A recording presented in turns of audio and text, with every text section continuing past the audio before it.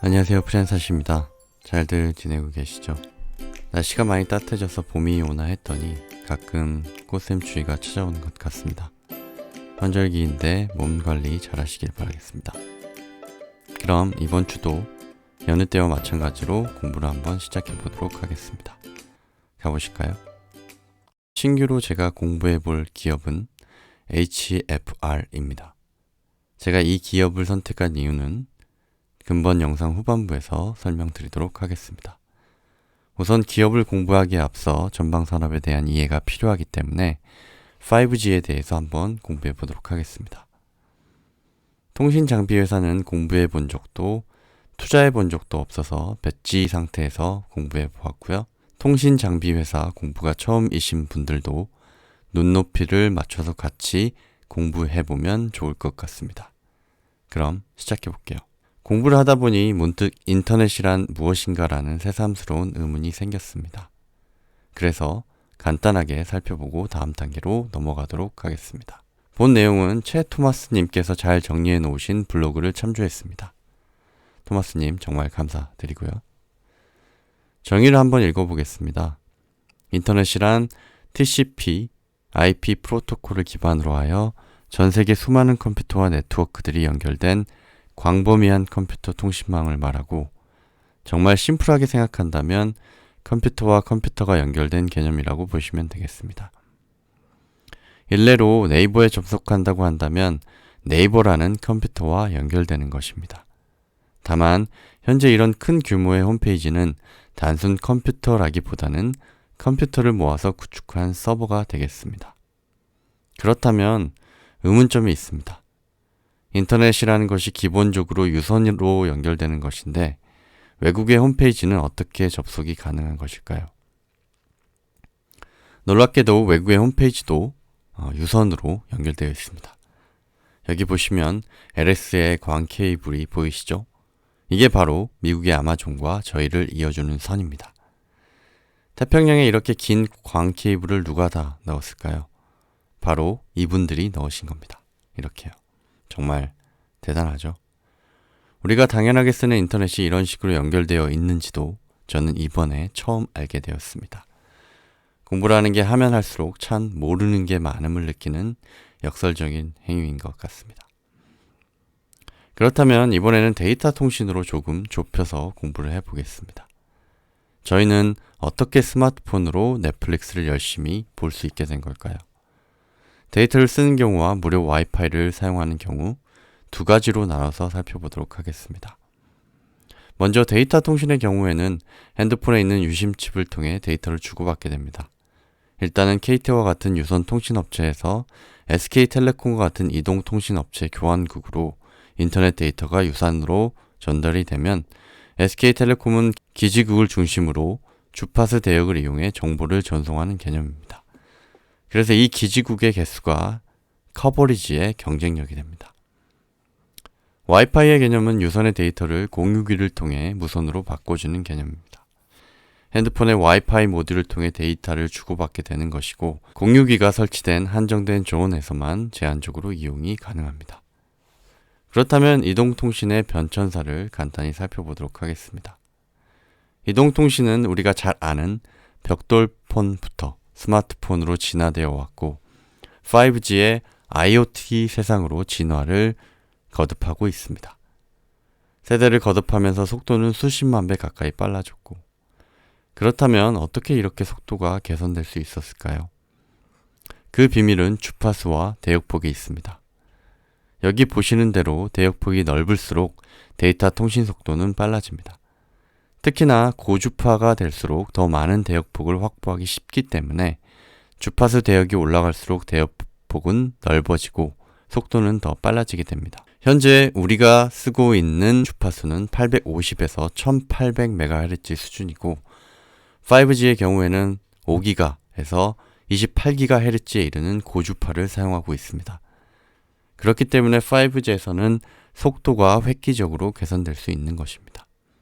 그렇다면 5G에 대해서 좀 더 자세히 알아보고 제가 왜 HFR을 공부하게 되었는지 그 배경에 대해서 설명드리도록 하겠습니다. 5G의 특별함은 세 가지로 요약될 수 있을 것 같습니다. 전송 속도, 초저지연, 동시 접속 기기 수입니다. 속도야 세대가 진행될수록 당연히 빨라지는 부분일 것 같지만 그 폭이 점점 더 넓어지는 것을 저희가 볼 수 있고요. 그 속도를 좀 더 자세히 살펴보면 사실 5G를 아직 제대로 체감해 본 적이 없기 때문에 여기 나와 있는 18기가를 7초에 다운받는다는 건 체감이 좀 안 되긴 합니다. 하지만 그 정도로 속도가 빠르다는 거겠고요. 두 번째가 제가 가장 중요하다고 생각되는 초저지연입니다. 이 초저지연은 뒤에서 말씀드릴 4차 산업과 밀접하게 연결되는 특성이기 때문에 기억해 두셨으면 좋겠습니다. 세 번째는 초연결이라고 하는 최대 가능 연결 기기 수입니다. 4G 대비 10배 정도 많은 기기를 동시에 연결할 수 있습니다. 이렇게 좋은 5G가 왜 폭넓게 상용화되지 못했을까요? 단적으로 우리는 KMW의 최근 4, 5년간의 주가의 변화에서 그 단초를 엿볼 수 있습니다. 5G 기대감으로 KMW는 본격적인 영업이익 폭발에 초입에 진입했으나 결국 그 기대감의 끝은 현재 2만원대의 주가로 수렴되어 있습니다. 많은 투자자들에게 누군가에게는 환희를, 누군가에게는 큰 좌절을 주었던 KMW를 보면 현재까지의 5G 시장 역사를 압축적으로 보여주는 것 같습니다. 여기 뉴스에서 보시는 것처럼 결국 통신사들이 적극적으로 5G에 대한 투자를 진행하지 않았기 때문임을 알 수 있는데요. 그래서 정부에서는 주파수 할당 축소라는 강경책을 내놓기도 했습니다. 투자를 약속했던 규모 대비 현재 10% 정도만 진행되었다고 하니 당초 세계 최초 상용화 국가라는 타이틀이 무색할 정도로 통신사에서는 소극적인 태도를 보였다고 할 수 있겠습니다. 그렇다면 통신사는 왜 이렇게 5G 투자에 소극적인 결정을 하게 되었을까요? 앞서 말씀드린 대로 5G의 중요한 특징 중에 하나가 고주파를 활용하여 대역폭을 넓히고 이것이 빠른 속도의 중요한 요건이라고 설명드렸습니다. 하지만 고주파의 큰 약점은 저주파 대비해서 회절성이 약하고 직진성이 강하다는 것입니다. 여기서 회절성이라고 하면 장애물을 만났을 때 그 장애물을 피해가는 성질입니다. 고주파는 회절성이 약하기 때문에 장애물을 만났을 때 전파가 그 이상으로 도달되지 못합니다. 이는 결국은 데이터 통신 불량으로 이어지기 때문에 4G 대비 약 4배 이상의 기지국을 세워야 합니다. 이는 4G 대비해서 엄청나게 큰 규모의 투자를 의미합니다. 특히나 공급자 입장에서는 5G가 되었을 때 킬러 콘텐츠가 있어서 높은 가격을 소비자로 하여금 수용하게 하거나 아니면 이 서비스에 대한 큰 수요자가 있어야 투자 집행이 가능했을 것인데 20년부터 지금까지는 이 두 가지 모두 통신사에게 확신을 주지 못했다고 생각합니다. 아마 이것이 5G 상용화가 지연된 사유가 아닐까 합니다.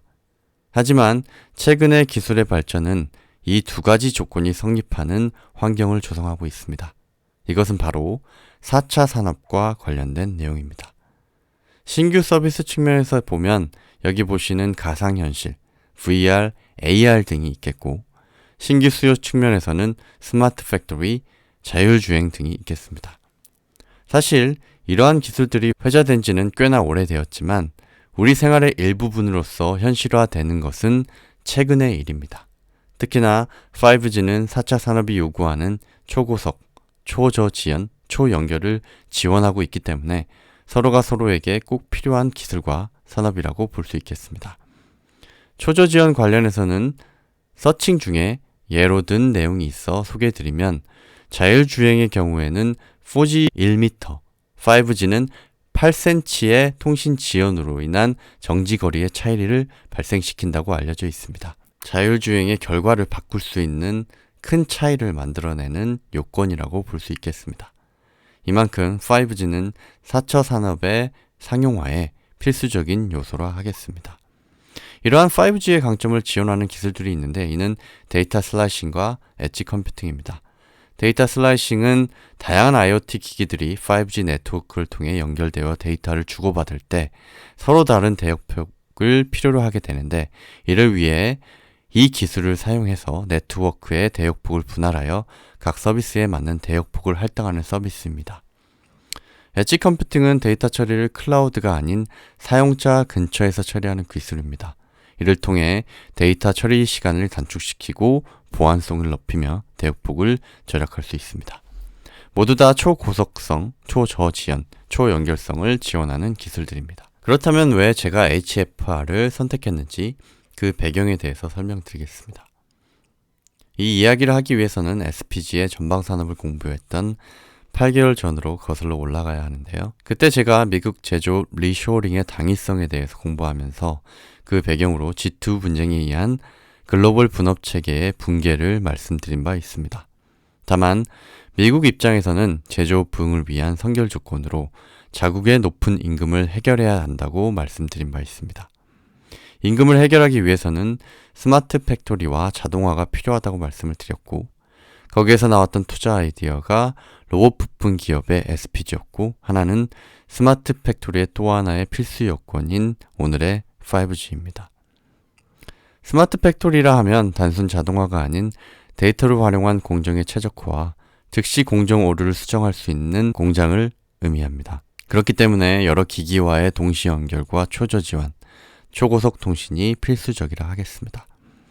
이런 이유로 HFR은 미국 비중이 최근 3년간 지속적으로 높아져 작년의 경우에는 67%까지 상승했습니다. 이것이 제가 HFR을 공부하게 된 배경이라고 말씀드릴 수 있겠고요.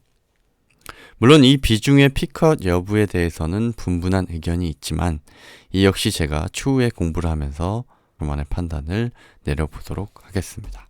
다음 시리즈에서는 HFR의 사업 영역에 대해서 살펴볼 예정입니다. 다양한 분야가 있습니다만 저는 이 프라이빗 5G 기기와 서비스가 매우 중요하다고 판단하고 있습니다.